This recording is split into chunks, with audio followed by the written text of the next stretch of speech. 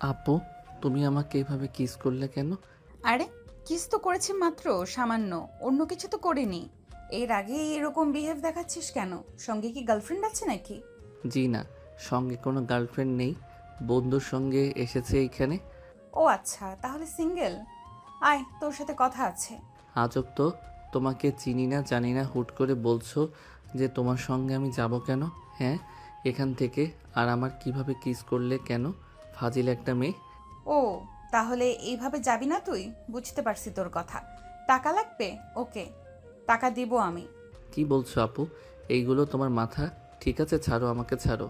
তারপর স্বাধীন তার বন্ধুকে খুঁজতে লাগে, কিন্তু কোথাও পায় না।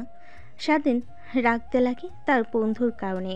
অন্যদিকে নেহা তার কিছু ফ্রেন্ডদের নিয়ে আসে, স্বাধীনকে জোর জবরদস্তি করে উপরের দিকে নিয়ে যেতে লাগে। তারপর একটা রুমে ঢুকে নেহার সঙ্গে ঢুকে পড়ে। বাইরে থেকে নেহার বান্ধবীরা দরজা লাগিয়ে দিয়ে চলে যায়। দেখো আপু, তুমি একদম আমার কাছে আসার চেষ্টা করবে না। তুমি যেমন ছেলে ভাবছো আমি অমন না। আমি মোটেও সুখ বিলিয়ে বেড়াই না। আমি আমার বন্ধুর সঙ্গে এখানে এসেছি। এটাই ফার্স্ট টাইম। যদি জানতাম যে নাইট ক্লাবে এইসব হয় তাহলে কখনোই আসতাম না। হয়েছে, আর মিথ্যা কথা বলতে হবে না। সব ছেলেরা একই কথা বলে। দেখো আপু, তুমি মাতাল হয়ে আছো। প্লিজ একদম আমার কাছে আসবে না, তাহলে তোমার কিন্তু ভালো হবে না। আমি তো আমার খারাপ চাই, তাই ভালো তো চাই না। তাই বারবার তোর কাছে এগিয়ে আসছি, কিন্তু তুই কিছুই করছিস না। আচ্ছা, তুই কি পুরুষ? কথাটা বলে নেহা হাসতে লাগে অনবরত। তারপর স্বাধীন নেহার কাছ থেকে ধীরে ধীরে পেছনের দিকে যেতে লাগে। নেহা ক্রমশই স্বাধীনের দিকে এগিয়ে যেতে লাগে। এক পর্যায়ে স্বাধীনকে দেওয়ালের সঙ্গে চেপে ধরে ঠোঁটের সঙ্গে ঠোঁট লাগিয়ে দেয়। নেহাকে ধাক্কা দিয়ে সরিয়ে দিয়ে বলে, আরে আপু, আমি তোমাকে বলছি তুমি যেরকম ছেলে ভাবছো আমি ওই রকম না।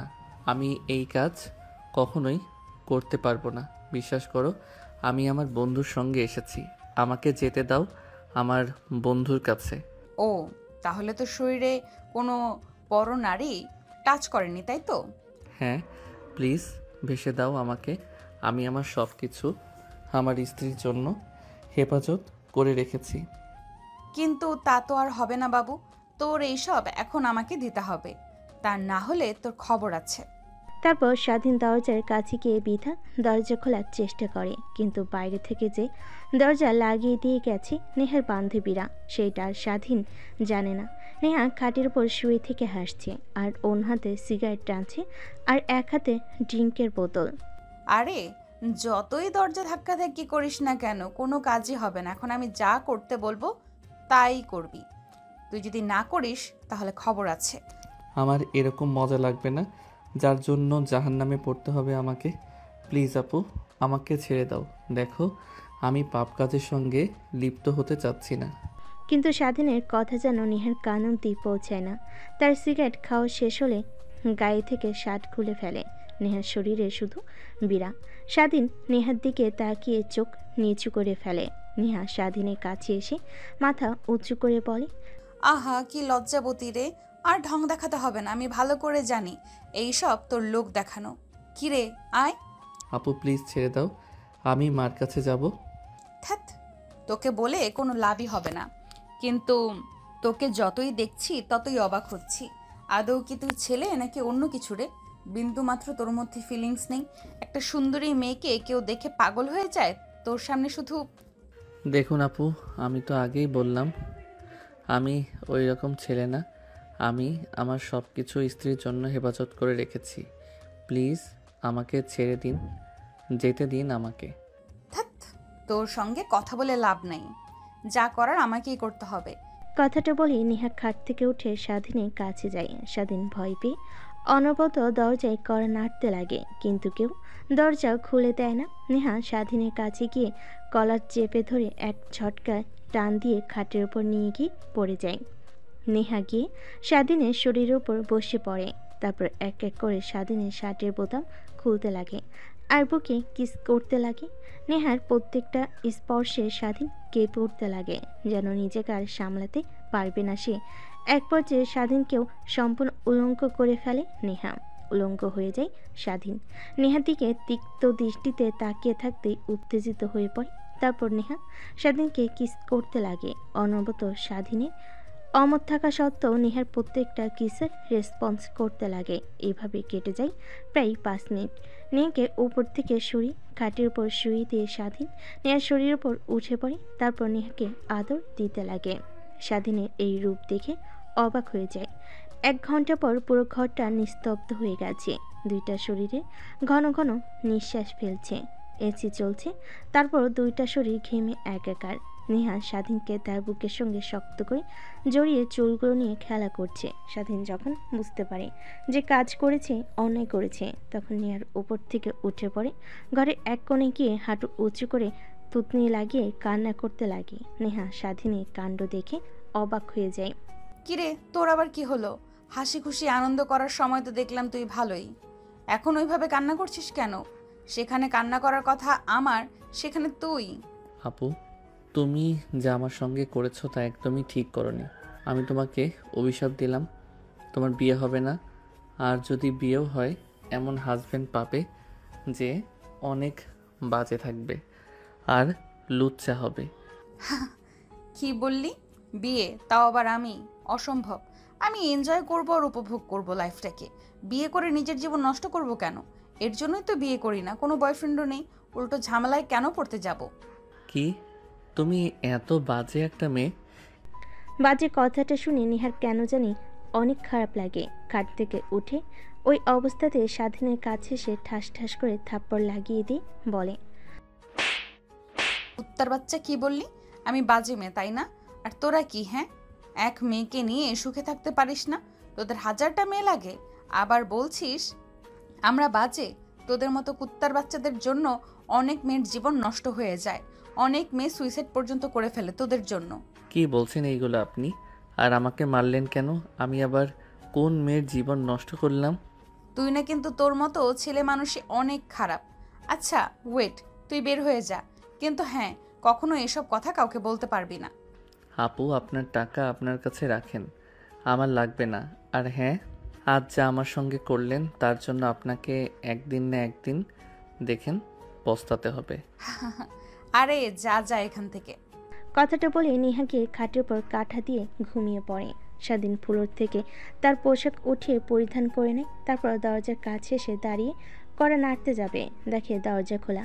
স্বাধীন দেখে অবাক হয়ে যায়। একটু আগে এই দরজা কতবার নক করেছে, কিন্তু খুলিনি। এখন দরজা সঙ্গে হাত লাগার সঙ্গে সঙ্গে খুলে গেল। আর কোনো চিন্তা না করে রুম থেকে বেরিয়ে যায় স্বাধীন। শেষবার নেহার দিকে তাকাই, দেখে একটা মায়াবী মেয়ে খাটের উপর শুয়ে আছে। যেন কেউ দেখে বুঝতে পারবে না এই মেয়েটা এত জঘন্য। স্বাধীন সেদিকে এক পলক তাকিয়ে আবার যেতে লাগে। নিচে এসে দেখে তার বন্ধু সোফায় বসে চিন্তা করছে কি যেন। স্বাধীন সামনে দাঁড়াতে স্বাধীনের বন্ধু মাথা তুলে উপরের দিকে তাকায়। স্বাধীনকে দেখতে পেয়ে জড়িয়ে ধরে বলতে লাগে, আরে কোথায় হারিয়ে গিয়েছিলি তুই? এতবার ফোন করছি, মেসেজ দিছি, কোনো রিপ্লাই পাচ্ছি না। কোথায় গিয়েছিস? অনেক টেনশন হচ্ছিল আমার। একটাবার বলে যাবি না আমাকে? তোকে আগে অনেকবার বলেছিলাম আমি এই জায়গাটাতে আসবো না, কিন্তু তুই তো আমার কোনো কথাই শুনলি না। বললি যে ভাবি এইখানে আসবে। আচ্ছা, এখানে যারা আছে প্রত্যেক মেয়ে কি বাজি নাকি? কেন রে, হঠাৎ এই প্রশ্ন করছিস যে? স্বাধীন ভাবতে লাগে, সজীবকে বল আদৌ কি ঠিক হবে? নেহা তো বলেছে যেন কাউকে না বলি, তাই বলল না কিছু। না বলে স্বাধীন তার বন্ধুকে নিয়ে নাইট ক্লাবের বাইরে চলে আসে। তারপর গাড়ি করে স্টার্ট দিয়ে বাসার দিকে যেতে লাগে। আরে তুই কিন্তু বললি না নাইট ক্লাবে হঠাৎ করে কোথায় হারিয়ে গিয়েছিলি? ফোন দিলাম, ফোন রিসিভ করছিস না।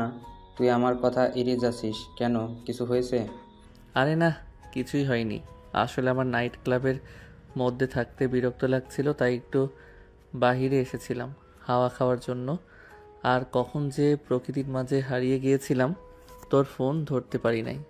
কিন্তু তুই তো ওপর থেকে আসলি, যেখানে হোটেলে, ওইখানে তো সব কাপলরা একসঙ্গে রাত কাটায়। তার মানে কি তুই?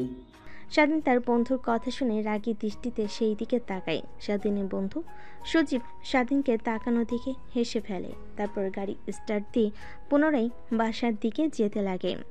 বাসার সামনে এসে হর্ন দিতেই দারোয়ান এসে দরজা খুলে দেয়। গাড়িটা পার্কিং লটে রেখে তাদের ফ্ল্যাটে চলছে। ফ্ল্যাটে গিয়ে স্বাধীন সোজা তার রুমে চলে যায়। দরজা লক করে ওয়াশরুমে চলে যায় গোসল করার জন্য। যতক্ষণ না গোসল করবে ততক্ষণে শরীর পরিপাক হতে পারবে না।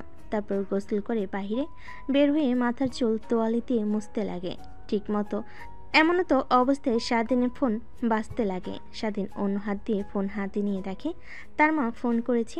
ফোন রিসিভ করে স্বাধীন বেলকনিতে চলে যায়। হ্যালো, আসসালামু আলাইকুম। এত রাতে ফোন করেছো যে, কিছু কি হয়েছে বাড়িতে? না রে বাবা, কিছুই হয়নি। আসলে তোর কথা অনেক মনে হচ্ছিল। তোর বাবা বাসায় নেই, অফিসের কাজে সিলেট গিয়েছে, একা বাসায়। তাই ভাবলাম তোর সঙ্গে একটু কথা বলি। আপু কোথায় গিয়েছে? আপু অন্তত বাড়িতে আছে। হ্যাঁ, আছে তো। তোর আপুর পরীক্ষার রেজাল্ট বের হয়েছে, ভার্সিটিতে ভর্তি হওয়ার জন্য প্রস্তুতি নিচ্ছে। তোদের ওইখানে নাকি সুন্দর আর নামকরা একটা ভার্সিটি আছে, ওইটাতে লেখাপড়া করবে। এর জন্য অনেক পরিশ্রম করছে। ও আচ্ছা, তাহলে তো ভালোই হয়, তাই না? তুমি কি খাবার খেয়েছো? হ্যাঁ, খাবার খেয়েছি। কিন্তু তুই খাবার খাসনি? হ্যাঁ মা, একটু পড়লাম, তাই এখনো খাবার খাইনি। এখন খাবার খেতে যাব, ঠিক তখনই ফোন করেছো। তারপর স্বাধীন তার মায়ের সঙ্গে বেশ কিছুক্ষণ বেলকনিতে দাঁড়িয়ে কথা বলতে লাগে। কথা বলা শেষ করে স্বাধীন রুমে প্রবেশ করে, পোশাক পরে নেয়। তারপর নিচে আসে খাবার খাওয়ার জন্য। দেখে স্বাধীনের বন্ধু সজীব সোফায় বসে কার সঙ্গে যেন ভিডিও কলে কথা বলছে। স্বাধীন সজীবের পাশের সোফায় বসে পড়ে, টিভি অন করে টিভি দেখতে লাগে। সজীব তার গার্লফ্রেন্ডের সঙ্গে কথা বলা শেষ করে স্বাধীনের দিকে তাকিয়ে বলে, কিরে, তোর মন এভাবে মরা কেন? কী হয়েছে আমাকে বল। দেখ, ক্লাবে যদি কিছু হয়ে থাকে আমাকে বল, আমি ওটা সমাধান করে দিচ্ছি। আরে না, কিছুই হয়নি। আসলে কোনো কিছু ভালো লাগছে না, আর বাসার কথা অনেক মনে পড়ছে, তাই হয়তো মন খারাপ দেখাচ্ছে আমার। আমারও ঠিক একই অবস্থা। চল না তোদের গ্রামে যাই, তোদের গ্রাম দেখতে অনেক ভালো লাগে, আমার ঘুরে আসি। কিন্তু কিছুদিন পর তো আবার কলেজে এক্সাম আছে, এই কথাটা মাথায় কি আছে তোর? এখন যদি গ্রামে যাই, শহরে আসতে আসতে তাও 1 মাস লাগবে। পরীক্ষার তো আর খুব সময় বাকি নেই। আরে বাদ দে না। তারপর স্বাধীন আর তার বন্ধু দুজনে মিলে কথা বলা শেষ করে রাত যখন অনেকটা গভীর হয় তখন দুজনে খাবার খেয়ে যে যার রুমে চলে যায়। স্বাধীন রুমে গিয়ে খাটের উপর শুয়ে এপাশ ওপাশ করতে লাগে, কিন্তু তার দু চোখে কোনো ঘুম ধরা দেয় না।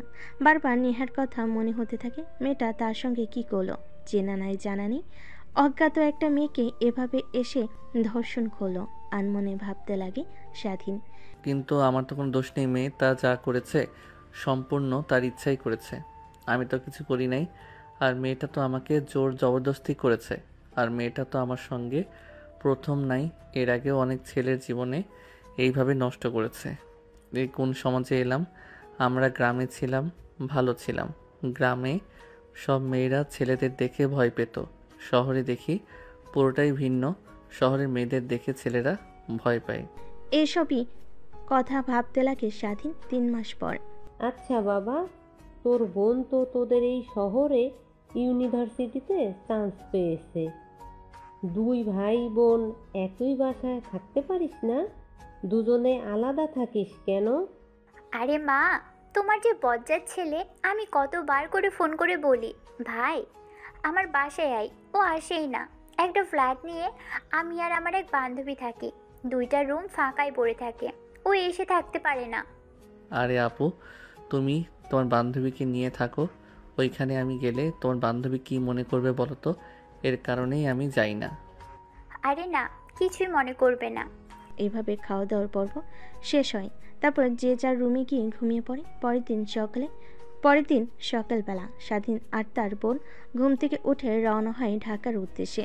প্রায় 4 ঘন্টা পর ঢাকায় এসে পৌঁছে স্বাধীনের বোন। স্বাধীনকে জোরাজুরি করতে লাগে, কারণ তার হাতে বড় একটা লাগেজ ছিল যা একা পরিবাহী করতে পারবে না। তার বোনের অনেক জোরাজুরিতে লাগেজ নিয়ে স্বাধীন তার বোনের বাসায় যায়। কলিং বেল দিতেই একটু পরে একটা মেয়ে এসে দরজা খুলে দেয়। স্বাধীন সামনের দিকে তাকিয়ে ভয় পেয়ে যায়। মেয়েটাকে দেখে কিছুটা পিছিয়ে সরে যায়। আরে এখানে দাঁড়িয়ে আছিস কেন? আয়, বাসার মধ্যে আয়। না আপু, আমি বাসার ভিতরে প্রবেশ করব না। আমায় যেতে হবে আমার হোস্টেলে। তুমি যাও, আর ভাই কোনো সমস্যা হলে আমাকে ফোন করো। রাস্তার অপোজিট সাইডে আমার হোস্টেল। দেখ কি বলছি, রাগ উঠাস না, কিছু খেয়ে তারপর যাস। স্বাধীন অনবরত নাক করতে লাগে, কিন্তু তার বোন স্বাধীনের কোনো কথা না শুনে রুমের ভিতর নিয়ে যায়। দরজা লাগিয়ে খাবার টেবিলে বসে স্বাধীন অপেক্ষা করতে লাগে। স্বাধীনের বোন কিচেন রুমে যেতে নেহা এসে স্বাধীনের পাশে বসে পড়ে। তুই সামিয়ার ছোট ভাই। নেহার কথা শুনে স্বাধীন মাথা দিয়ে হ্যাঁ বোঝায়। এইটা তোর সঙ্গে কি করলাম আমি? প্লিজ সামিয়াকে কিছু বলবি না, ও আমাকে ভুল বুঝবে। না, আমি আপুকে সব কথা বলে দেব। আর তুমি একটা বাজে মেয়ে, তোমার সঙ্গে আমার আপুকে রাখবো না। তোমার সঙ্গে থাকতে নিলে আমার আপু তোমার মতো খারাপ হয়ে যাবে। প্লিজ সামিয়াকে এসব কথা বলিস না। আর ওই দিন তোর সঙ্গে ভুল করে এসব করে ফেলেছি। আসলে আমিও ফার্স্ট টাইম গিয়েছিলাম নাইট ক্লাবে, ড্রিঙ্ক করে মাতাল হয়ে গেছিলাম, তারপর তোকে কিস করেছিলাম। কি? বাট তোমাকে দেখে আমার বিন্দুমাত্র মনে হয়নি যে তুমি প্রথমবার এসেছো। বিশ্বাস কর, সত্যি বলছি, ওই বাড়ি আমার প্রথম ছিল। নেহার কথাটা শেষ হওয়ার আগে স্বাধীনী বোন হাতে 3 কাপ কফি বানিয়ে সেইখানে আসে। তারপর নেহাকে উদ্দেশ্য করে বলে, কি রে, তুই আমার ভাইয়ের সঙ্গে কি কথা বলছিস? ও অনেক লাজুক, অচেনা কোনো মানুষের সঙ্গে কথা বলে না একদমই। তা তো দেখতেই পাচ্ছি নিজ চোখে। আচ্ছা, তুই যে বলতি তোর ভাই আছে, রাস্তার অপোজিট সাইডে একটা হোস্টেলে থাকে, কখনো আমার সঙ্গে দেখা করিসনি, এটা কি তোর ভাই? হ্যাঁ। তারপর নেহা স্বাধীনের বোন 3 জনে বসে আড্ডা দিতে লাগে। অনেকটা সময় পার হয়ে যায়। এমন সময় নেহা বলে ওঠে, আচ্ছা, একটা কাজ করলেই তো পারিস নাকি? তোর ভাইকে আমাদের সঙ্গে রাখলি। ও তোর ভাই, আমারও ভাই। আমাদের তো এমনিতেই 2টা রুম ফাঁকা পড়ে থাকে। হোস্টেলে থাকে, কি খায় না খায়, এমনিতেই অনেক চিকনা। নেহার কথা শুনে স্বাধীন বেশম খেয়ে ওঠে। নেহা জগ থেকে গ্লাসে পানি ঢেলে স্বাধীনের দিকে এগিয়ে দেয়। স্বাধীনের বোন মাথায় হাত বুলিয়ে দিতে লাগে। কি রে, তোর আবার কি হলো? আচমকা বেসন খেয়ে উঠলি কেন? আর নেহা তো ঠিকই বলেছে, তুই হোস্টেলে থাকিস, কি খাস না খাস, এর থেকে আমাদের এখানেই থাকিস। দেখো, আমি ছেলে মানুষ, তোমার হয়তোবা কোনো সমস্যা না হতে পারে আপু, কিন্তু তোমার বান্ধবীর সমস্যা হতে পারে। আমি হোস্টেলে ভালো আছি। আরে না, আমার কিছুই হবে না। সামিয়া যেমন তোমার বোন, ঠিক আমিও তোমার বোনের মতোই। আপনি বোন না অন্য কিছু, সেই কথা না বললাম। আমি এখানে আসলে রাতে আমার সঙ্গে সবসময় উল্টাপাল্টা কাজ করতে পারবেন আপুর চোখ আড়াল করে, তাই না? আমি একদমই আসবো না। কথাটা তার মনে ভাবতে লাগে। স্বাধীন ঠিক তখনই পাশ থেকে স্বাধীনের বোন আবার বলে ওঠে, কি রে, তুই আবার কি ভাবছিস? যা বলেছি তাই তোকে করতে হবে, কোথাও যেতে দিব না, এখানেই থাকবি। আর হোস্টেল থেকে আগামীকাল গিয়ে সব কিছু নিয়ে আসবি। না আপু, আমি এইখানে একদমই থাকতে পারবো না। কেন থাকতে পারবি না তুই? দেখ, আমি যা বলেছি তোকে তাই করতে হবে, না হলে মা বাবাকে বলে দিব তোকে যেন পড়াশোনা করতে কোনো প্রকার টাকা না দেয়। আপু, ওইখানে আমার বন্ধু আছে, ওর সঙ্গে থাকি। আর এখানে আসলে তো আড্ডা দেওয়ার মতো কেউ নেই, তাই এখান থাকতে পারবো না। ও আচ্ছা, এ ব্যাপার। তা আমাদের পাশের রুমটা তো সবসময় খালি পড়ে থাকে, ওটাতে না হয় ও থাকলো, সমস্যা নেই, ওকেও নিয়ে আসিস কাল। হ্যাঁ? কিন্তু কোনো কিন্তু না, যা বলেছি তাই করবি। আমরা 2টা মেয়ে এক ফ্ল্যাটে থাকি, কোনো সময় যদি কিছু হয়ে যায় তখন তোরা থাকলে আমাদের সঙ্গে আমাদেরও সেফটি হলো, তোরাও আমাদের সঙ্গে থাকতে পারলি। কথাটা বলে স্বাধীনের বোন কফির মগ নিয়ে কিচেন রুমে চলে যায়। অন্যদিকে স্বাধীন নেহার দিকে তাকাতে নেহা মুচকি একটা হাসি দিয়ে সেখান থেকে উঠে চলে যায়। স্বাধীন মুচকি হাসির মানে বুঝতে পারে না, সেইখানে ধ্যান মেরে বসে থাকে। একটু পর স্বাধীনের বোন এসে স্বাধীনকে একটা রুম দেখিয়ে দেয়, অনেক পরিপাটি গোছানো একটা রুম। তারপর রুমে গিয়ে ব্যাগ থেকে পোশাক বের করে ফ্রেশ হয়ে খাটের উপর শুয়ে থাকে, বন্ধুর সঙ্গে কথা বলছিল। এমন সময় দরজা দিয়ে রুমের মধ্যে প্রবেশ করে নেহা। নেহাকে দেখতে পেয়ে স্বাধীন তড়িঘড়ি করে নিজেকে সামনে নিয়ে ফোন কেটে দেয়। আপু, তুমি আমার রুমে কিছু কি হয়েছে? না, কিছুই হয়নি, তোর সঙ্গে একটু দেখা করতে আসলাম। দেখো আপু, তোমার দিকে তাকিয়ে আমি আপুকে কিছু বলিনি, কিন্তু এখন দেখছি বলতেই হবে। কথাটা বলেই যে স্বাধীন তার বোনকে ডাকতে যাবে, ঠিক তখনই নিহা দৌড়ে গিয়ে স্বাধীনের ঠোঁটের সঙ্গে ঠোঁট লাগিয়ে দিয়ে চুষতে লাগে। স্বাধীন বড় বড় চোখ করে তাকিয়ে থাকে নিহার দিকে। প্রায় 5 মিনিট পর নিহা স্বাধীনকে ছেড়ে দিয়ে ঠোঁট মুছতে লাগে। জানিস, ওই দিনের পর থেকে আমি একদমই তোকে ছাড়া কিছুই ভাবতে পারি নাই। তোকে অনেক খোঁজার চেষ্টা করেছি, নাইট ক্লাবে অনেক গিয়েছি তোর জন্য, কিন্তু কোথাও তোকে খুঁজে পাইনি। দেখো আপু, একদমই তুমি আমার সঙ্গে আজে বাজে কাজ করবে না, তাহলে আমি এইখান থেকে চলে যাব। আপু, আব্বু না টাকা দিলে কি হবে? আমি কিছু একটা করে নেব। ও আচ্ছা, আমরা আজে বাজে কাজ করছি তাই না? চল তাহলে তোকে বিয়ে করে ফেলি, তখন আর তো আজে বাজে কাজ হবে না, সব বৈধতা হবে, তাই না? কি? তাও আবার তোমার মতো বাজে একটা মেয়েকে বিয়ে করব? অসম্ভব, একদমই না। যেই মেয়ে নাইট ক্লাবে একটা ছেলেকে দেখতে পেয়ে তার উপর ঝাঁপিয়ে পড়ে, না জানি আমাকে রেখে যখন আমার থেকে সুন্দর কাউকে দেখবে তার সঙ্গে আবার ওই কাজ করা শুরু করবে। স্বাধীনের কথা শুনে নিহার অনেক রাগ হয়, কারণ সে তো একবার বলেছে যে নিজের মধ্যে ছিল না, ড্রিঙ্কস করে মাতাল হয়ে গিয়েছিল। তাই রাগে নিহা স্বাধীনের দিকে এগিয়ে যেতে লাগে। ঠিক এমন অবস্থায় পিছন থেকে স্বাধীন উপর নিহাকে উদ্দেশ্য করে বলে, কি রে, তোকে পাঠালাম যে যা স্বাধীনকে ডেকে নিয়ে আয় খাবার খাওয়ার জন্য, আর তুই এসে দুজনে গল্প শুরু করেছিস। নিহা নিজেকে সামলে নিয়ে পিছনের দিকে তাকায়, দেখে স্বাধীনের বোন। তারপর নিহা তার মুখে কৃত্রিম হাসি রেখা টেনে বলে, আরে তুই বললি না তোর ভাই অনেক লাজুক, তাই তোর ভাইয়ের লজ্জা ভাঙাচ্ছি। হয়েছে, আমার ভাইকে আর লজ্জা ভাঙাতে হবে না।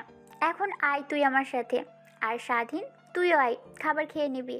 কথাটা বলি স্বাধীনের বোন নেহাকে নিয়ে রুম থেকে বেরিয়ে আসে।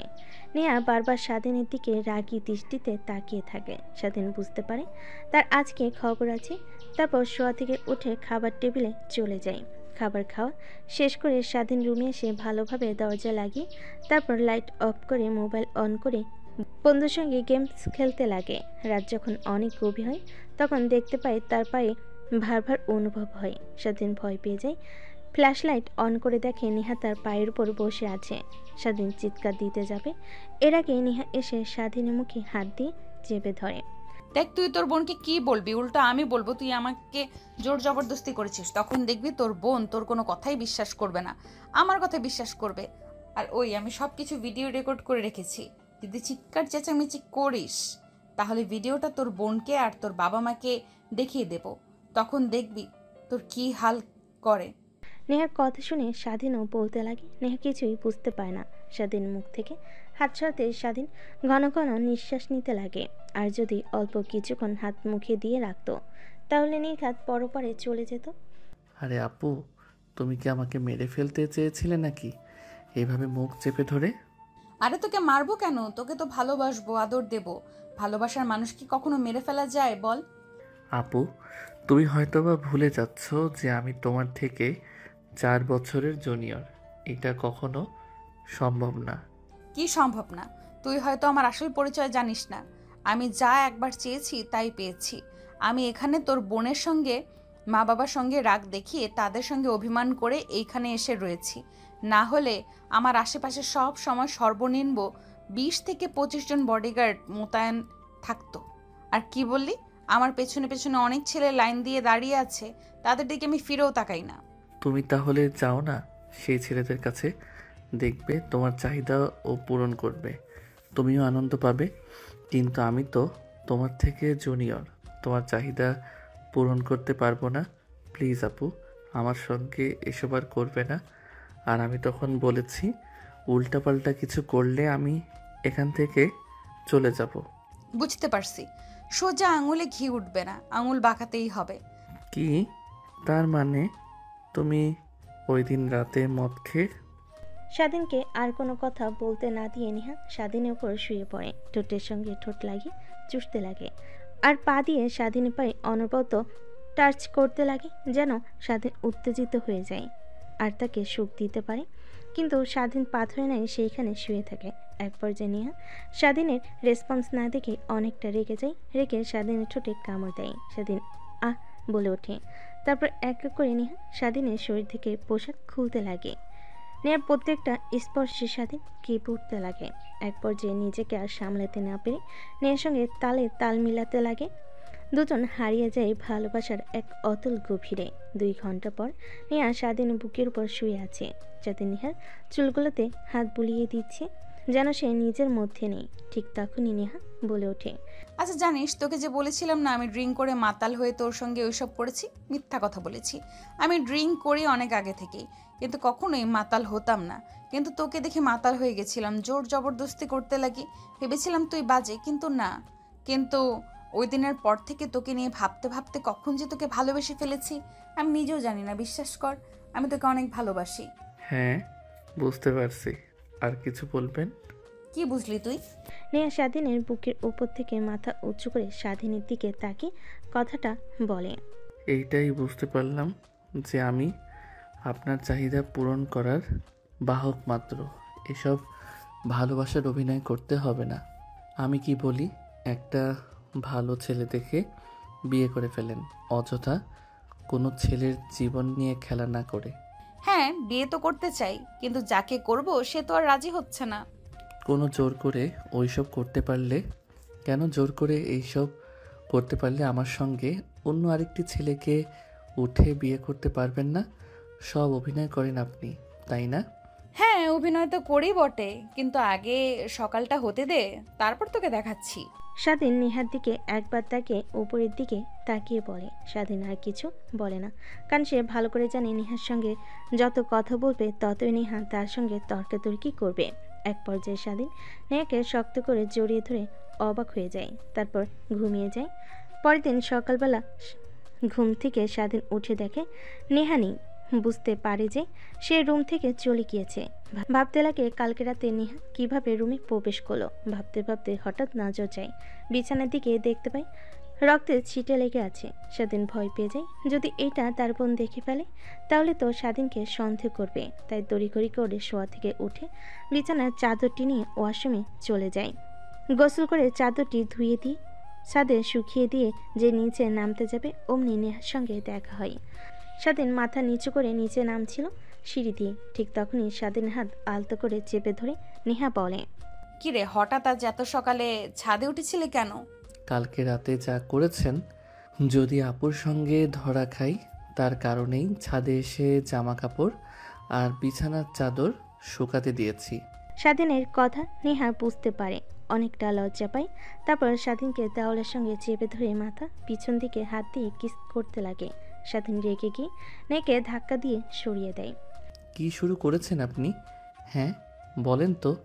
আমি বলছি যে আমি আপনার ছোট, তারপরেও এসব করছেন। আবার প্রকাশ্যে যদি আপু দেখে ফেলে তখন কি হবে ভাবতে পারছেন না? একবার জ্যান্ত পুঁতে রাখবে মাটিতে আমাকে। এমনিতে কোনো মেয়ের সঙ্গে দেখতে পারে না আমাকে, এর কারণে আমার কোনো মেয়ে ফ্রেন্ড নেই। কথাগুলো কেন জানি নেহার বুকে তীরের মতো এসে লাগে। তারপর নেহার পাশ কাটিয়ে স্বাধীন নিচে চলে আসে। তারপর স্বাধীন রুমে গিয়ে জামা কাপড় পরে নেয়। রুমে বসে বন্ধুর সঙ্গে কথা বলছিল, তখন স্বাধীনের বোন এসে খাবার খাওয়ার জন্য বলে।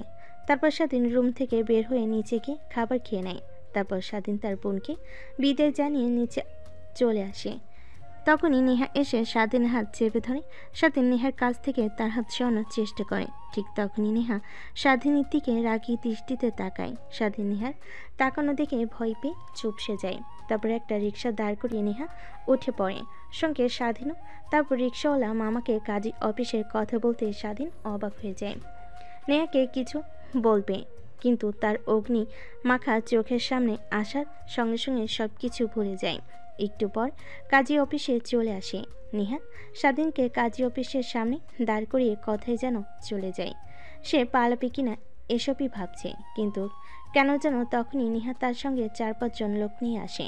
তারপর নেহা স্বাধীনের কাছে এসে হাত চেপে ধরে কাজী অফিসের ভিতরে চলে যায়। কাজী অফিসের সামনে থাকা 2টা চেয়ারে স্বাধীন আর নেহা বসে পড়ে। আরে নেহা মা, তুমি এখানে? হ্যাঁ আঙ্কেল, বিয়ে করব। কি বলছো মা? বিয়ে করবে মানে? বিয়ে তো আর সামান্য বিষয় নয়, এর জন্য সাক্ষী লাগে আর বাবা মার মত লাগে। কিন্তু তোমার মা বাবা কই? কাউকে তো দেখতেছি না। কিন্তু আঙ্কেল, আপনি হয়তো বা ভুলে গিয়েছেন যে একটা মেয়ে আর ছেলের প্রাপ্তবয়স্ক হলে তারা বিয়ে করতে পারে, বাবা মার কোনো দরকার পড়ে না। তো আপনাকে যা করতে বলেছি তাই করেন, আর এই 4 জন হচ্ছে আমাদের সাক্ষী। ঠিক আছে মা। তারপর কাজী সাহেব স্বাধীন আর নিহার দুজনেই বিয়ের কার্যক্রম করতে লাগে। একটু পরে স্বাধীনকে কবুল বলতে বললে স্বাধীন কবুল বলে না। পাশ থেকে নেহা স্বাধীনকে তার কাছে এগিয়ে নিয়ে এসে কানে কানে বলতে লাগে, দেখ, এখন যদি কবুল না বলিস, সিনক্রেট করিস, তাহলে আমার কাছে যে ভিডিওটা আছে তা তোর বাবা মার কাছে পাঠিয়ে দেব। আর তোর বোনকে আমি কান্না করে করে তোর সম্বন্ধে উল্টাপাল্টা কথা বলবো। তখন দেখি তুই কিভাবে আমাকে বিয়ে না করে, তখন আমাকে এমনিতে তোকে বিয়ে করতে হবে। এর থেকে আমি যা বলি তুই আমাকে বিয়ে কর, কেউ জানতে পারবে না। তুই লেখাপড়া কর, প্রতিষ্ঠিত হলে তখন আমরা না হয় সবাইকে বলে দিব। কিন্তু আপু, আমি তো আপনাকে ভালো। স্বাধীনের কথা শেষ না হতে নিহা স্বাধীনের হাত শক্ত করে চেপে ধরে আর চোখে বড় বড় করে তাকিয়ে থাকে। স্বাধীন ভয় পেয়ে ঢোক গিলে সামনে থাকা গ্লাস থেকে পানি ডকডক করে খেয়ে ফেলে। তারপর একসঙ্গে কবুল কবুল বলে ওঠে। নেহাকে বলার সঙ্গে সঙ্গে নেহা কবুল বলে ওঠে। তারপর কাজী সাহেব দেনা পাওনা দিয়ে নেহা আর স্বাধীন দুজনেই কাজী অফিস থেকে বের হয়ে আসে। স্বাধীন কান্না করতে লাগে। নেহা এটা দেখে ভোর কুচকে স্বাধীনের দিকে তাকায়। কিরে, তুই কান্না করছিস কেন? কান্না করব না কি করব? তোমার মতো একটা বুইড়া বেটির সঙ্গে আমার বিয়ে হয়েছে, আর আমাকে কোনো মেয়ে বিয়ে করবে না কারণ আমি বিবাহিত। আমার কতদিনের স্বপ্ন ছিল একটা জুনিয়র মেয়েকে বিয়ে করব, সুখের সংসার করব। তার হবে না? কেন হবে না? সব হবে। আমি তো আছি নাকি তোর পাশে? কথাটা বলে নেহা স্বাধীনের চোখে থাকা পানি টিস্যু দিয়ে মুছতে লাগে। স্বাধীন মুখ তুলে সামনে তাকিয়ে অবাক হয়, কারণ তার বন্ধু সজীবের হাত একটা মেয়ের হাত চেপে ধরে এইদিকে নিয়ে আসছে। কান্তার বন্ধু সজীব একটা মেয়ের হাত চেপে ধরে এইদিকে নিয়ে আসছে। স্বাধীন দেখে অবাক হয়ে যায়। সজীব তার মুখ ঢেকে ফেলে, কারণ স্বাধীনের চোখ আড়াল হয় না। কি রে সজীব, তুই এখানে? আর এই মেয়েটাই বা কে? ওহ ভাইয়া, তাহলে আপনি স্বাধীন আর এই হচ্ছে বাটপার সুজিত। আমাকে বিয়ার লগন দেখে অনেক কিছু করেছে, কিন্তু এখন আর বিয়ে করতে চাচ্ছে না, তাই জোর করে বিয়ে করতে নিয়ে এসেছি ভাইয়া। যখন আসছেন তাহলে উপকার হয়, আমাদের সাক্ষী দিয়ে দেন। মেয়েটার কথা শুনে স্বাধীন অবাক হয়ে যায়। ড্যাব ড্যাব করে সজীবের দিকে তাকিয়ে থাকে। কে রে, এই মেয়েটা কে? আর যা বললো তা কি আদৌ সত্যি নাকি মিথ্যা কথা? আরে ভাই হ্যাঁ, এর সঙ্গে আমার অনেক দিনের রিলেশনশিপ। তুই জানিস না, তোর অগোচরে অনেক কিছু করেছি আমরা, কিন্তু আমি তো এখানে কি বিয়ে করতে পারবো না? আমার লাইফে আছে পড়ালেখা, এখনও শেষ করিনি। তাহলে বিয়ে করে খাওয়াবো কি? আমি কি তোকে খাওয়াতে বলছি? আমাকে বলছি শুধু আমাকে বিয়ে কর। তুই আমার কাছে ধরা থেকে গেলি, লেখাপড়া শেষ করো তুমি, তারপর না হয় সবাইকে জানাবো আমাদের সম্পর্কটা। কিন্তু বিয়েটা করতে হবে কেন? তারপর সজীব আর সজীবের গার্লফ্রেন্ড দুজনেই তর্কাতর্কি করতে লাগে। স্বাধীন দুজনের দিকে তাকিয়ে থাকে। নেহা অবাক হয়ে যায়। আরে থামবি তোরা? কাজী অফিসের সামনে দাঁড়িয়ে কি করছিস এইসব তোরা? দেখ, সবাই তোদের দিকে তাকিয়ে আছে। আচ্ছা, ভাবি যে হতো বলছে, তাহলে বিয়ে করে ফেল। ভাবি তো আর বলছে না যে বিয়ে করে তাকে তোর বাসায় নিয়ে যেতে হবে। সে তার বাসায় থাকবে। তুই তোর মতো লেখাপড়া শেষ করে না হয় আঙ্কেল আন্টিকে জানাস। স্বাধীনের কথা শুনে সজীব হাবোধক মাথা নাড়ায়, কারণ স্বাধীন সত্যি কথাই তো বলেছে। তারপর দুজনে কাজী অফিসে চলে যায়। কাজী সাহেব নেহা আর স্বাধীনকে দেখতে পেয়ে বলে, এবার কি এখন কি তোমাদের ডিভোর্স লাগবে নাকি? কারণ এখন তো বিয়েকে সবাই খেলনা মনে করে। সজীব আর নেহা কাজী সাহেবের দিকে ট্যাপ ট্যাপ করে তাকিয়ে থাকে, আবার স্বাধীনের দিকেও তাকিয়ে থাকে। স্বাধীন পরিস্থিতি স্বাভাবিক করার জন্য বলে, আরে আঙ্কেল না, এ যে আমার বন্ধু, এ বিয়ে করবে, এর জন্য এসেছি সাক্ষী হিসেবে। ও আচ্ছা, তাই বলো। আমি আবার উল্টো পাল্টা চিন্তা করেছি। তা বসো তোমরা। স্বাধীন আর নেহা সজীব আর সজীবের গার্লফ্রেন্ড বসে পড়ে। তারপর কাজী সাহেব বিয়ের কার্যক্রম শুরু করে বিয়ে পড়ানো শুরু করে। বিয়ে পড়ানো শেষ হলে বাহিরে চলে আসে। স্বাধীনের দিকে সজীব ড্যাপ ড্যাপ করে তাকিয়ে থাকে। স্বাধীন এটা দেখে পরিস্থিতি সামলানোর জন্য বলে, আরে ভাই, এইভাবে তাকিয়ে আছিস কেন? কোনো লাভ হবে না, বুঝলি? এখন চল, ট্রিট দিতে হবে আমাদের। বিয়ে করেছিস না? সেটা না হয় বুঝতে পারলাম, বাট কাজী সাহেব তোমাদের দুজনকে দেখে ওই কথা বললো কেন? ডিভোর্সের কথা আবার বিয়ের কথা? আরে উনি আমাদের হয়তোবা অন্য কেউ ভেবে নিয়েছে। বাদ দে, চল এখন। না না না, যাওয়া যাবে না। আগে এটার উত্তর দে, তারপর। আচ্ছা আপু, আপনি বলেন তো কি হয়েছে? তারপর সজীবকে নেহা সব কথা খুলে বলে তাদের বিয়ের কথা। শুধুমাত্র সজীব কথাটা শুনে হাসতে লাগে। স্বাধীনের অনেক রাগ হতে লাগে। সজীবের কাছে গিয়ে একটা ঘুষি মেরে বলতে লাগে, দেখ, তোর বিয়ের কথা আমি জানি, আমার বিয়ের কথা তুই। বাই চান্স কেউ যদি জানতে পারে আমাদের এই বিয়ের কথা, তাহলে কিন্তু খবর আছে। আর তোর কথা আমি সবাইকে বলে দেব তখন। আরে পাগল নাকি তুই? কাউকে বলবি না, আমিও কাউকে বলবো না। এখন চল, তুই আমাকে ট্রিট দিবি। আমি কেন তোকে ট্রিট দিতে যাব? তোদের বিয়ের সাক্ষী আমরা দিয়েছি, আমাদের তুই ট্রিট দিবি? তখনই নেহা পাশ থেকে বলে, চলো, তোমাদের কাউকেই ট্রিট দিতে হবে না, আমি তোমাদের খাওয়াবো। তারপর দুইটা রিক্সা দাঁড় করিয়ে চারজন উঠে পড়ে। তারপর একটা রেস্টুরেন্টের সামনে গিয়ে নেমে রিক্সাওয়ালাকে ভাড়া দিতে চলে যায়। তারপর তারা রেস্টুরেন্টে ঢুকে খাওয়া দাওয়া করে চারজনে অনেক এনজয় করতে লাগে। দেখতে দেখতে অনেকটা সময় পার হয়ে যায়। তারপর চারজন রেস্টুরেন্ট থেকে বের হয়ে রিক্সা নিয়ে পুরো শহরটা ঘুরতে লাগে। এমন সময় স্বাধীনের ফোন বাজতে লাগে। পকেট থেকে ফোন বের করতেই নেহা একটু কৌতূহল নিয়ে হাত থেকে ফোন কেড়ে নিয়ে দেখে আপু লেখা। বুঝতে পারে সামিয়া ফোন করেছে, তাই স্বাধীনের দিকে এগিয়ে দেয়। স্বাধীন নেহাকে চোখ বাঁকিয়ে প্রশ্ন করে, এখন আপুকে কি বলবো বলেন? আপু তো বলেছিল যে হোস্টেল থেকে সব কিছু গুছিয়ে যেন খুব তাড়াতাড়ি বাসায় যাই, কিন্তু আমরা তো বাহিরে দিয়ে ঘুরছি এখন। কিছু একটা বলো তুমি। তারপর স্বাধীন ফোন রিসিভ করে কানের কাছে ধরতেই ওপাশ থেকে সামিয়া বলতে লাগে, কি রে, তুই কখন বের হয়েছিস বাসা থেকে? এখনো আসিসনি কেন? হোস্টেল থেকে সব কিছু আনতে তো আর এত সময় লাগার কথা না।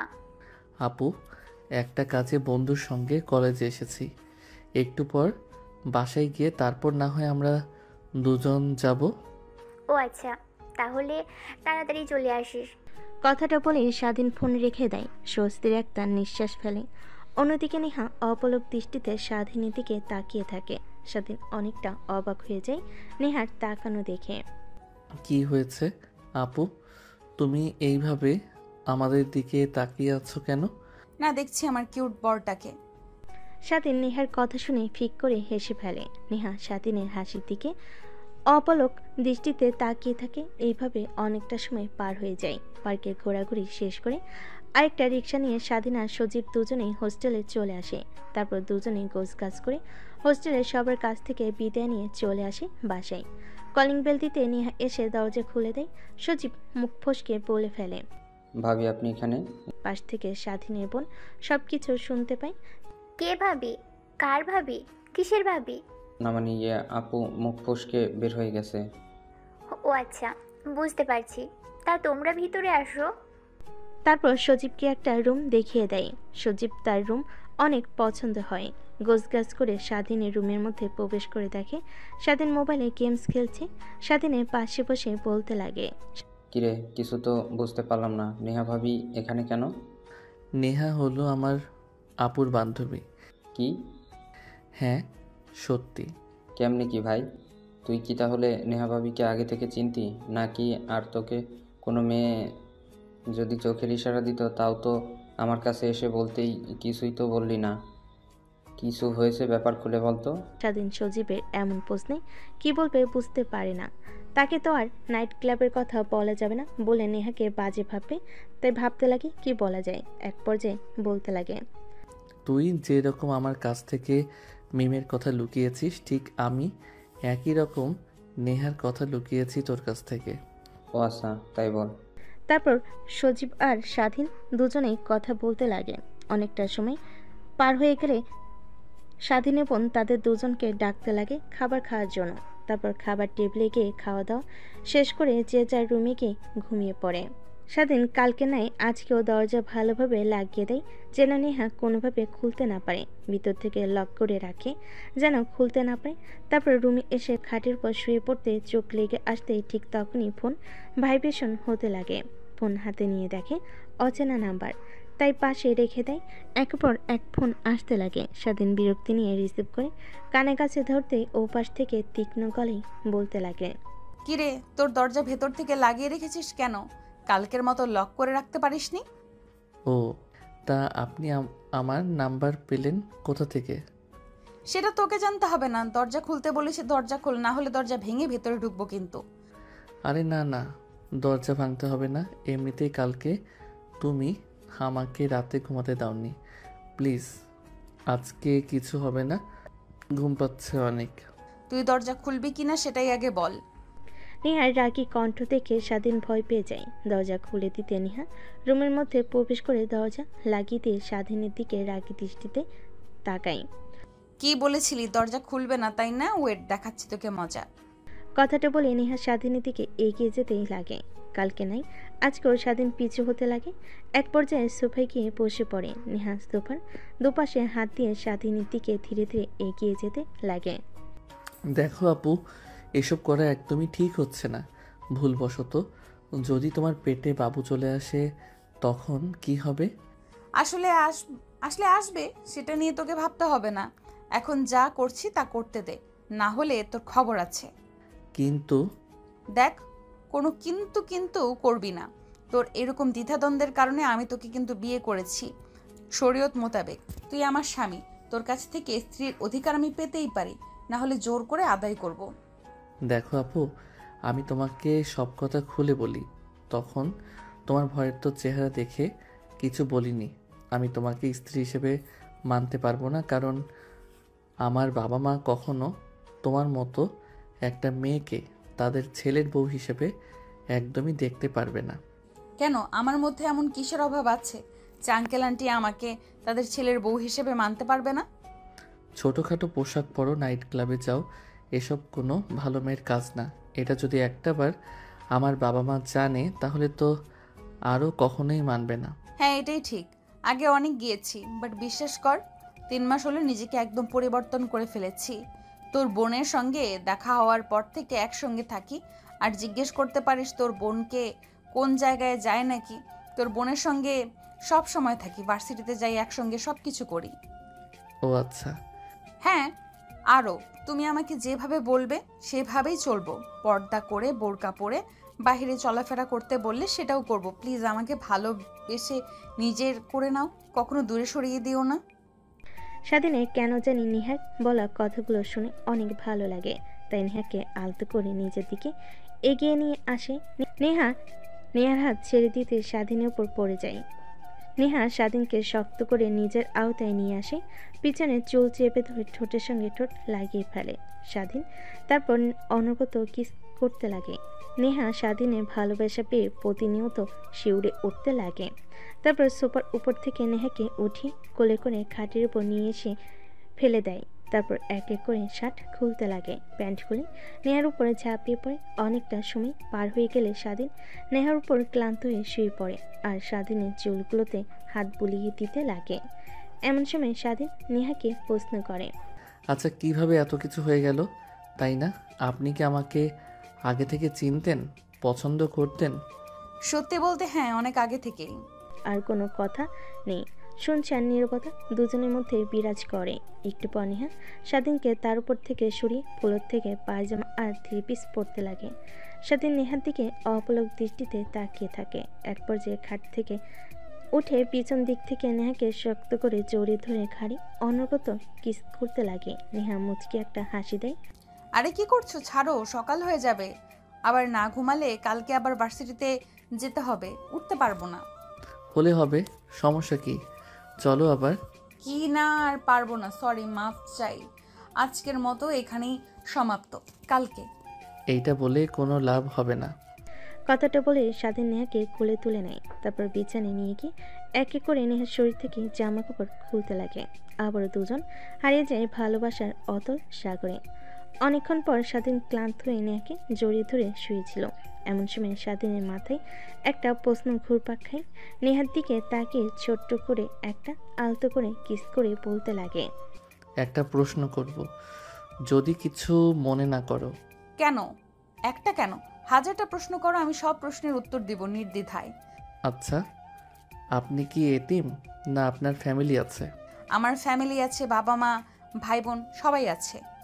তাহলে একা থাকেন কেন?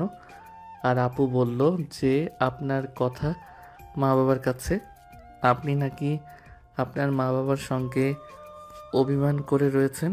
হ্যাঁ। কিন্তু কেন? তুমি যেহেতু আমার স্বামী, তোমাকে সব কথা বলার অধিকার আছে। আমার বাবা হলো এই শহরের নামকরা বিজনেসম্যান, নাম্বার 1 কোম্পানির মালিক ইমরান চৌধুরী। তুমি হয়তোবা নাম শুনেছ। হ্যাঁ শুনেছি তো, অনেক কোটিপতি বাংলাদেশের নাম্বার 1 কোম্পানির মালিক। হ্যাঁ, কিন্তু এটাই হলো আমার শত্রু। প্রতিনিয়ত বাবার রুলস ফর্মালিটি মেনে চলতে তার বডিগার্ড সর্বক্ষণ আমাকে পাহারা দেয়। আমার যা একদমই ভালো লাগে না, আর তাদের লাইফস্টাইল আমার অনেক বাজে লাগে। তাই সাধারণ মানুষের মতো জীবনযাপন করতে চাই। বাবাকে বলতে নিলে সে বলে তার অনেক শত্রু, আমার বিপদ হবে, তাই সে আমাকে একা ছাড়তে চায় না। তাই বাবা মার সঙ্গে ঝামেলা করে আমি বাসা থেকে বের হয়ে আসি। তারপরে শহরে এসে এই বাসা কিনে এখানে উঠি। তারপর ভার্সিটিতে গেলে তোমার বোনের সঙ্গে আমার পরিচয় হয়। সেই থেকেই আমরা দুজন একসাথেই থাকি। ও আচ্ছা, তাহলে এই ব্যাপার।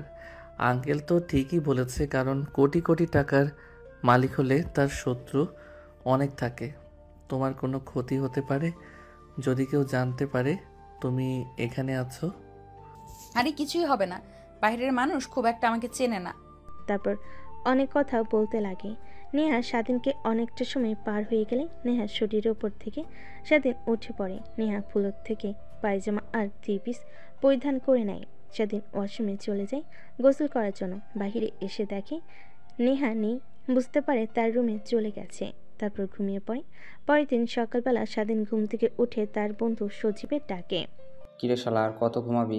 রাতে বুঝি ভাবির সঙ্গে বাসর করেছিস? তোর কপাল আর আমার কপাল, তুইও করলি বাসর আর আমিও ফোনে করলাম ভিডিও কলে। মানে?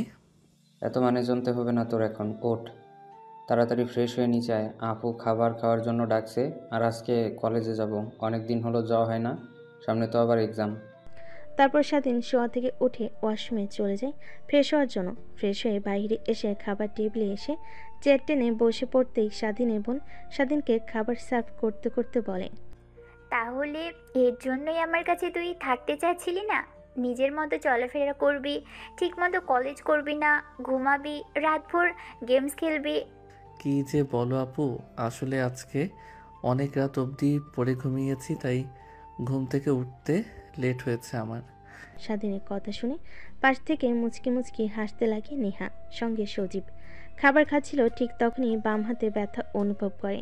পাশে তাকিয়ে দেখে নেহা অনবরত তার বাম হাতে স্বাধীনের বাম হাতে চিমটি কাটছে, কিন্তু কিছু বলতে পারছে না, সহ্য করে নিচ্ছে।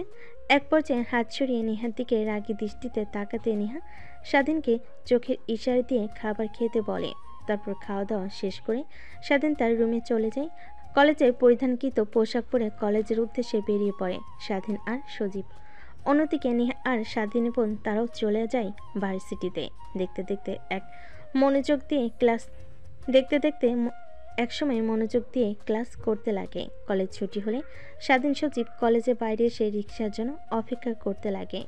এই সময়টাতে রিক্সা পাওয়া অনেক চাপ। একটু পরে রিক্সা পেয়ে যায়। তারপর রিক্সা নিয়ে সোজা তাদের বাসায় চলে আসে।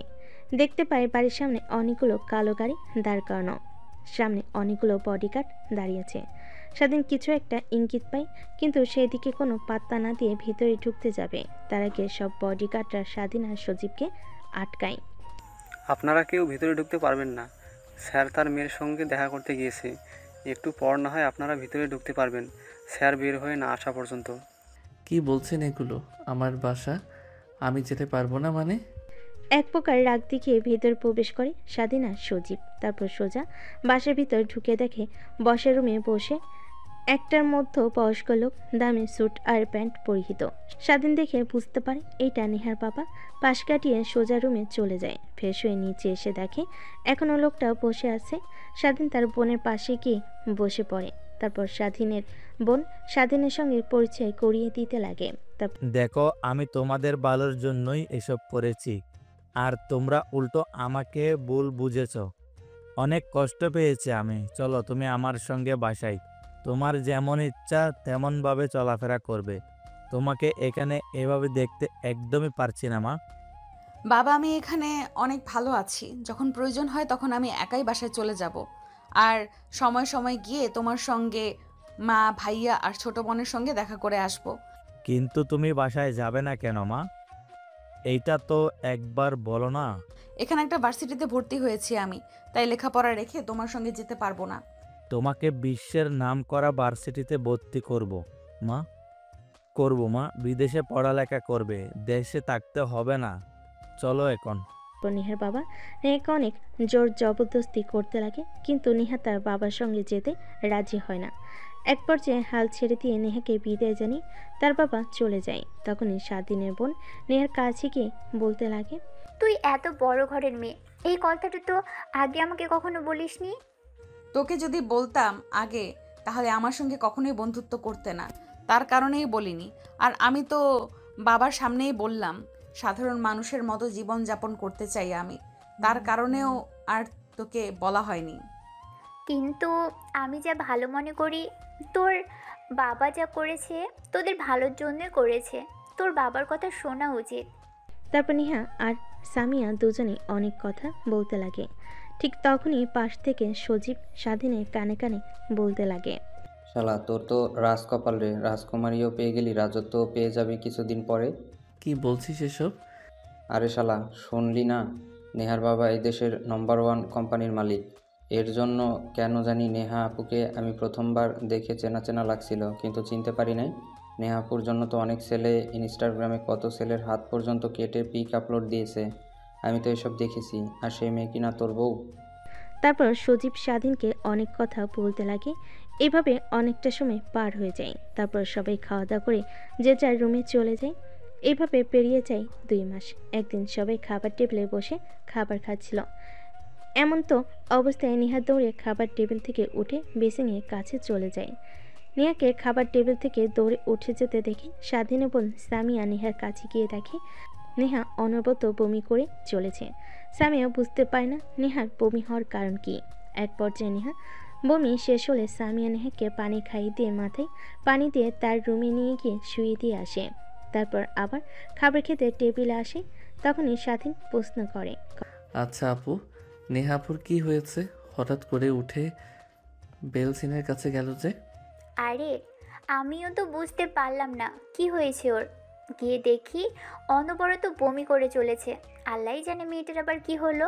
কথাটা বলে স্বাধীন বোন খাবারের প্লেটগুলো নিয়ে কিচেন রুমে চলে যায়। সজীব পিছন থেকে স্বাধীনকে কোনায় দিয়ে এক নাগারে গুতা লাগে। স্বাধীন রেখে পিছনের দিকে তাকাতেই সজীব বলে, ভাই, তুই তো এখন বাবা হতে চলেছিস। মিষ্টি খাওয়া আমাদের। বাবা মানে কি বলছিস এসব কথা তুই? আরে হ্যাঁ, কারণ একটা মেয়ে কখন বমি করে জানিস? যখন তার পেটে বাচ্চা থাকে, তখন খাবার খাওয়ার সঙ্গে সঙ্গে বমি করে। আর আমি বেশ কিছুদিন ধরে দেখছি নেহাপুর মধ্যে কেমন যেন পরিবর্তন, পেট ধীরে ধীরে ফুলে উঠছে। সজীবের কথা শুনে স্বাধীনের মাথায় চিন্তার বাজ পড়ে যায়। কারণ এখন যদি বেবি হয় তাহলে কি হবে? তার ফ্যামিলি কি মেনে নেবে? সে এখনও তার ফ্যামিলির উপর নির্ভর করে লেখাপড়া করছে। রে শালা, কই হারিয়ে গেলি? মিষ্টি তো খাওয়া এখন আমাদের। দেখ, উল্টাপাল্টা কথা বলবি না। একদমই অসুখও তো হতে পারে নাকি? সেটাও হতে পারে, বাট আমি যা সন্দেহ করলাম তাই বললাম। আগামীকাল তুই একবার নেহাকে ডক্টরের সঙ্গে দেখা করিয়ে নিয়ে আসিস। স্বাধীন মাথা দিয়ে হ্যাঁ বোঝে। তারপর সোজা রুমে চলে যায়। রাত একটু গভীর হলে স্বাধীন রুম থেকে বের হয়ে দরজা লাগিয়ে নেহার রুমে দরজা খুলে ভিতরে ঢুকে পড়ে। দেখে নেহা বই পড়ছে। স্বাধীনকে দেখতে পেয়ে বইটা পাশে রেখে দেয়। স্বাধীন সে নেহার পাশে বসে পড়ে, মাথায় হাত বুলিয়ে দিতে লাগে। নেহা স্বাধীনের বুকে মাথা রাখে। স্বাধীন নেহাকে শক্ত করে জড়িয়ে ধরে। কি হয়েছে তোমার? এইভাবে বমি করলে কেন? জানি না, বেশ কিছুদিন হলো এরকম হচ্ছে আর অনেক টক খেতে ইচ্ছে করছে। এর কারণ তো কিছুই বুঝতে পারছি না। নেহার কথা শুনে স্বাধীনের আরও সন্দেহ গাঢ় হয়, কারণ এই লক্ষণ তো গর্ভবতী মায়েদের একমাত্র হয়। কি ভাবছো এভাবে? আচ্ছা, আমি যদি মারা যাই তুমি অনেক খুশি হবে, তাই না? কারণ জোর করে বিয়ে করেছি, জোর করে ভালোবাসার অধিকার আদায় করে নিয়েছি। আমি মরে গেলে এসব আর কে করবে? অনেক খুশি হবে তুমি। নেহার কথা শুনে স্বাধীনের বুকের বাঁ পাশে চিনচিনে ব্যথা হতে লাগে। কিছুই হবে না, তোমায় কিছুই হয়নি। কালকে আপুর সঙ্গে ডাক্তারের কাছে যেও, তাহলে এই চিন্তা মুক্ত হয়ে পড়বে। আর হ্যাঁ, প্রথমে হয়তো তোমাকে ভালোবাসিনি, কিন্তু এখন বিশ্বাস করো অনেক অনেক ভালোবাসি, নিজের জীবনের থেকেও বেশি। কথাটা বলে স্বাধীন নেহার কপালে আলতো করে একটা চুমু দেয়, তারপর আবার বলতে লাগে, আচ্ছা, এখন যদি তোমার বাবা আসে আর বলে তোমাকে তার সঙ্গে নিয়ে যাবে যেইভাবেই হোক, তখন কি তুমি আমাকে ভুলে যাবে? স্বাধীন নামে কেউ তোমার জীবনের সঙ্গে জড়িয়েছিল? আরে না, পাগল নাকি তুমি? আমার স্বামী আর আমার অ্যাকাউন্টে যত টাকা আছে তুমি আজীবন বসে খেয়েও ফুরাতে পারবে না। আমি বলবো না বিয়ে করেছি, আমার স্বামী তুমি পরিচয় করিয়ে দেব, তারপর বাবা রেগে একা চলে যাব। কথাটা বলে নেহা স্বাধীনকে জড়িয়ে ধরে। এভাবে অনেকটা সময় পার হয়ে যায়। এমন সময় স্বাধীন বলে, চলো বাইরে যাই, অনেক সুন্দর চাঁদ উঠেছে, ছাদ থেকে অনেক ভালো দেখাবে। ছাদে যাও, আমি কফি বানিয়ে আনছি। তারপর স্বাধীন কিচেন রুমে গিয়ে কফি বানিয়ে সাথে যায়। দেখে নেহা দোলনায় বসে আছে। স্বাধীন নেহার পাশে বসে পড়ে মুক্ত আকাশে পূর্ণিমার জ্যোৎস্না দেখতে লাগে দুজন মিলে। এভাবে অনেকটা সময় পার হয়ে গেলে রাত যখন গভীর হয়, তখন স্বাধীন নেহাকে কোলে তুলে নেয়। তারপর সিঁড়ি দিয়ে নিচে নেমে নেহার রুমে নেহাকে দিয়ে স্বাধীন তার রুমে এসে ঘুমিয়ে পড়ে। পরের দিন সকালবেলা স্বাধীন ঘুম থেকে উঠে ফ্রেশ হয়ে কলেজে চলে যায়। অন্যদিকে নেহা স্বাধীনের বোনকে নিয়ে হসপিটালে চলে যায়। স্বাধীন ক্লাসে মনোযোগ দিতে পারে না, যদি তার সন্দেহটা ঠিক হয়, আবার যদি নেহার কোনো মারাত্মক রোগ হয়। এসব বিষয় নিয়ে চিন্তা করতে করতে ক্লাস শেষ করে কলেজ ছুটি হলে বাসে এসে দেখে নেহা বসার রুমে বসে আছে চিন্তিত হয়ে, পাশে তার বোন। স্বাধীন রুমের দিকে যাচ্ছিল, এমন সময় পিছন থেকে তার বোন ডাক দেয়। স্বাধীন বাধ্য ছেলের মতো তার বোনের সামনে গিয়ে দাঁড়ায়। স্বাধীনের বোন বসে থেকে উঠে স্বাধীনের গালে ঠাস ঠাস করে থাপ্পড় মারতে লাগে। এইটুকু ছেলে হয়ে বিয়ে করে ফেলেছিস, আবার বাবাও হতে চলেছিস। একটাবার কাউকে জানানোর প্রয়োজন মনে করলি না? ছি, আমার বলতেও ঘেন্না হচ্ছে। তুই আমার ভাই। স্বাধীন যা বোঝার বুঝে ফেলেছে। নেহা তার বোনকে সব কথা খুলে বলেছে। স্বাধীন মাটির দিকে তাকিয়ে থাকে, আরেকটা থাপ্পড় দিতে যাবে সামিয়া। এমন সময় নেহা এসে সামিয়ার হাত চেপে ধরে। দেখো, ওর কোনো দোষ নেই। আমি জোর করে বিয়ে করেছি আর সবাইকে বলতে নিষেধ করেছি, এর কারণেই কাউকে বলিনি। স্বাধীন, তাই বলে আমাকেও বলবে না? আমি ওর বোন হই। আমি কি তোদের সম্পর্কটা মেনে নিতাম না? উল্টো আমি মা বাবাকে বোঝাতাম। আর এখন কি বলবো? তার ছেলে লুকিয়ে বিয়ে করেছে, আবার বাচ্চার বাবা হচ্ছে। তখন বাবা মা কি বলবে বুঝতে পারছিস তোরা? আপু, ভুল করে ফেলেছি, প্লিজ তুমি বাবা মাকে রাজি করাও। আর নেহার কোনো দোষ নেই, যা করার আমি করেছি, ওর সঙ্গে জোর করে বিয়ে করেছি ওকে। তারপর নেহা স্বাধীনের বোন তিনজনের কথা বলতে লাগে। তার সজীব দর্শকের ন্যায় দাঁড়িয়ে আছে। স্বাধীনের বোন মাথা চেপে ধরে সোফায় বসে পড়ে। আচ্ছা, তুই তোর রুমে যা, পোশাক পরিবর্তন করে আয়। আমি মা বাবাকে এখনই আসতে বলছি ঢাকায়। স্বাধীন তার রুমে চলে যায় পোশাক পরিবর্তন করার জন্য। ওয়াশরুমে যায় ফ্রেশ হওয়ার জন্য। বাইরে এসে দেখে নেহা তোয়ালে হাতে নিয়ে দাঁড়িয়ে আছে। স্বাধীন নেহাকে কি বলবে কিছুই বুঝতে পারে না। নেহার হাত থেকে তোয়ালেটা নিয়ে মুখ মুছতে লাগে। নেহা বুঝতে পারে স্বাধীন অনেক অভিমান করে আছে তার উপর, কারণ সে এখন বেবি চায়নি। দেখো, এখানে তো আমাদের কোনো হাত নেই। স্বয়ং আল্লাহ তাআলা চেয়েছিলেন যে আমাদের এই সম্পর্কটা সবার মাঝে যেন প্রকাশ পায়। লুকিয়ে লুকিয়ে সম্পর্কটা চালানোর থেকে প্রকাশ পেয়ে সবার মাঝে এটাই ভালো। আর তুমি নারাজ হয়ে থেকো না প্লিজ। আরে পাগলি, কি বলো? নারাজ হয়ে থাকবো কেন? আমি বাচ্চার বাবা হচ্ছি, এটা তো অনেক আনন্দের কথা, তাই না? আমি অনেক খুশি। আর তোমাকে দেখে একটুও মনে হচ্ছে না। স্বাধীন খুশি হয়ে নেহাকে শক্ত করে জড়িয়ে ধরে উপরে তুলে ঘোরাতে লাগে। আরে নামাও, নামাও, পড়ে যাবে, আর যে কেউ দেখতেও পারে। এখন আর দেখলে কোনো সমস্যা নেই, কারণ সবাই জেনে গেছে। হয়েছে, আর বলতে হবে না, চলো নিচে যাই, সবাই আমাদের জন্য অপেক্ষা করছে। তারপর নেহা আর স্বাধীন দুজনেই নিচে চলে আসে। এভাবে সময় কোথা দিয়ে পার হয়ে যায় বুঝতেই পারে না। সন্ধ্যা হতে স্বাধীনের বাবা মা সবাই চলে আসে। ইমিডিয়েটলি খবর দেওয়াতে তার একটু চিন্তিত হয়ে আসে। রুমের মধ্যে ঢুকে স্বাধীন আর সামিয়াকে সুস্থ দেখে স্বস্তির নিঃশ্বাস ফেলে। বাবা, তোদের কিছু হয়নি তো? হঠাৎ করে তোরা তাড়াহুড়া করে খবর দিলি, কিছু কি হয়েছে তোদের? স্বাধীন কোনো উত্তর না দিয়ে মাথা নিচু করে ফেলে। তারপর স্বাধীন বোন তার বাবা মাকে সব কথা খুলে বলতে লাগে। অনেক রাগ হতে লাগে। নেহার দিকে তাকিয়ে নিমিষেই সব রাগ মাটি হয়ে যায় তাদের, কারণ এত সুন্দর একটা মেয়ে। নেহা এগিয়ে এসে স্বাধীনের মা বাবার পা ছুঁয়ে সালাম করে। বেঁচে থাকো মা, বেঁচে থাকো। কিন্তু তোমরা যা করেছো একদমই কাজটা ঠিক করনি। তোমরা যদি আমাদের বলতে, আমরা ধুমধাম করে আয়োজন করে বিয়ে দিতাম, কিন্তু যা করার তো করেই ফেলেছ।